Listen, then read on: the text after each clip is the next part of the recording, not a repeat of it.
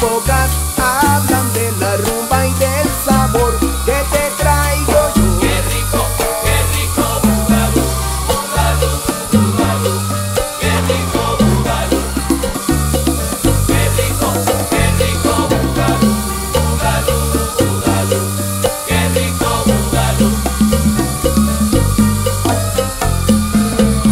Oye, ven, vamos a bailar.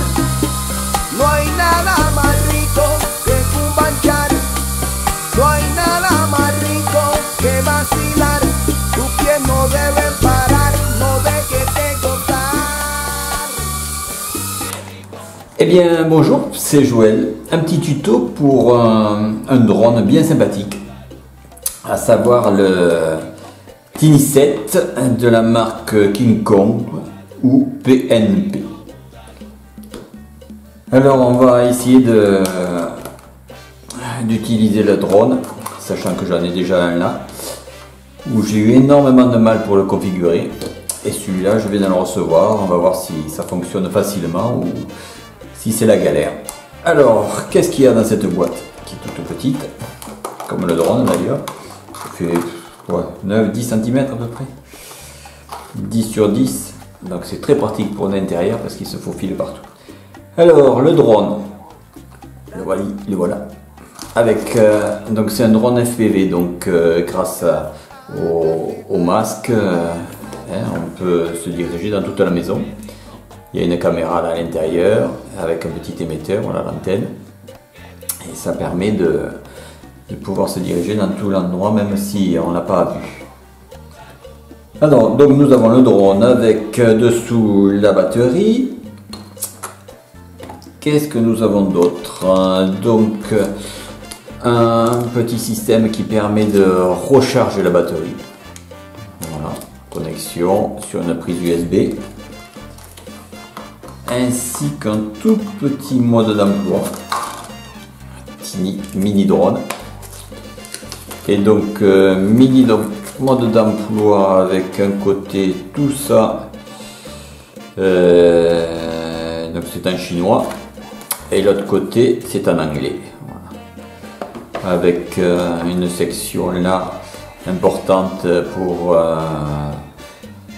changer les fréquences de l'émetteur FPV. Donc là c'est différentes fréquences. Et pour savoir sur quelle fréquence on est, il y a des LED à l'intérieur qui clignotent des différentes couleurs suivant la fréquence. Voilà. Là c'est le système donc pour configurer sur Betafly, parce qu'on peut changer, modifier différents paramètres grâce à l'ordinateur et grâce à une prise qui est dessous. Je vais prendre ce drone. Voilà, là on voit il y a une micro USB qui se trouve par là, une micro USB, et donc grâce à cette micro USB on branche ça sur l'ordinateur et ça nous permet de changer pas mal de paramètres de vol et de stabilité de l'appareil. Voilà, donc là il y a le programme, donc ils lisent les différents firmware, voilà, à effectuer. Voilà, c'est relativement sommaire, mais bon, c'est utile. On aurait aimé un mode d'emploi un peu plus détaillé, mais bon. La première utilisation, est-ce qu'il va fonctionner? C'est une autre histoire. Alors en premier, il faut que le drone soit détecté par la radiocommande. Donc pour ça, on va binder, on appelle ça binder ou appairer, je pense, le drone avec la radio. Alors pour ça, c'est relativement compliqué. Il faut donc, ou on démonte le petit cache là, ou alors moi grâce à un petit tournevis, j'ai un petit bouton à l'intérieur qui se cache sur le côté, voilà. Donc de par là, je vais appuyer sur un petit bouton dessus. Tac. Donc je branche ma batterie. Voilà, j'ai une petite lead de ce côté-là qui clignote assez rapidement. De là, il suffit que j'appuie là et en même temps que je mette en marche ma radio. Alors là, on va revenir en position grand angle. Voilà, donc ça clignote là rapidement, puisque j'ai appuyé sur le module pour appairer avec la radiocommande. Donc j'appuie sur ma radio, sur ce modèle là, parce que suivant chaque modèle, ça va être sûrement différent. Donc j'appuie là et je mets en marche en même temps ma radio. Voilà, je l'ai déjà appairé avec la radio, donc c'est pour ça que je fais pas. Voilà, donc ça. Alors maintenant, on va voir si ça fonctionne directement. Suspense, suspense.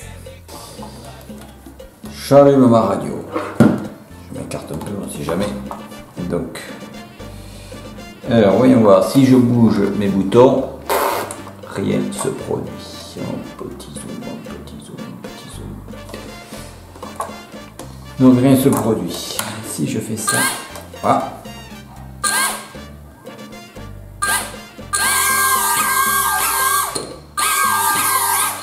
Voilà, donc cela fonctionne.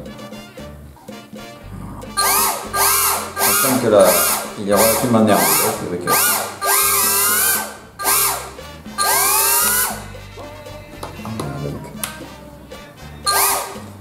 Par défaut, j'ai mis ce bouton interrupteur pour couper tout l'ensemble. Donc on va essayer.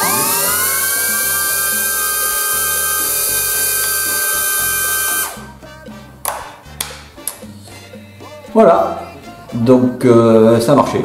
Du premier coup, je ne suis pas allé sur Betaflight. Impeccable. Alors maintenant, on va savoir si il va être reconnu avec le masque. À moi de changer les fréquences et de rechercher la fréquence sur le masque. Donc je branche mon masque. Voilà, c'est le brouillard. Et je recherche. Ah! Je filme. Est-ce qu'on voit quelque chose? Bon, à vrai dire, ce masque, je l'ai un peu trafiqué. Parce que moi, il me faut des lunettes loupe d'ailleurs, pour y voir de près. Autrement, la vue va très bien, mais pour y voir de près, j'ai du mal. Donc du coup, j'ai mis une lentille de Fresnel à l'intérieur pour grossir à peu près de 3 fois de plus. Et en plus de ça, j'ai rajouté une paire de lunettes qui grossit de 3 fois aussi, de façon à avoir un peu plus de netteté dans le masque. Ça me convient.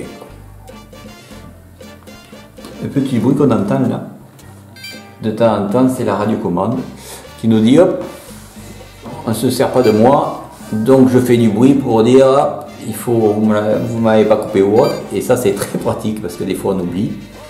Et donc là, ça permet de... Ben voilà pour cette petite vidéo sur un drone bien sympathique, le Tiny 7, qui est pratique et qui a surtout de la pêche, et ça c'est très très bien. Voilà, et bien comme on dit chez nous, adicias.